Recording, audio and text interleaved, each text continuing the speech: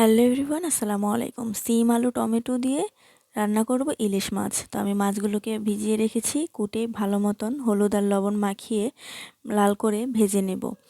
ভাজা হয়ে গেলে একপাশে রেখে দিয়ে ওই তেলে দিয়ে দিব পেঁয়াজ কুচি, কাঁচামরিচ, দিয়ে দিব আদা রসুন বাটা, দিয়ে দিব পরিমাণ মতো পানি দিয়ে লবণ দিয়ে দিব, হলুদের গুঁড়ো দিয়ে দিব জিরা বাটা। এবার মশলাগুলোকে ভালো মতন কষিয়ে নেব যতক্ষণ না পর্যন্ত তেল উপরে উঠে আসছে। এরপরে কেটে রাখা আলু আর সিমগুলোকে দিয়ে ভালো মতন কষিয়ে ঢাকনা দিয়ে ঢেকে রেখে দিব। এরপরে ঢাকনা খুলেই দিয়ে দিব টমেটোগুলো দিয়ে ভালো মতন কষিয়ে নেব। মশলা যত কষাবেন ততই কিন্তু তরকারিটা অনেক মজা হবে। তো এরপরে কষানো হয়ে গেলে অল্প পরিমাণে পানি দিয়ে এবার বলক দিয়ে নিব। বলক চলে আসলে দিয়ে দিব ভেজে রাখা ইলিশ মাছগুলোকে দিয়ে এবার উপর দিয়ে ধনেপাতা দিয়ে দিব। যদি আমার রেসিপিটি ভালো লেগে থাকে অবশ্যই লাইক, কমেন্ট, শেয়ার এবং সাবস্ক্রাইব করবে বন্ধুরা।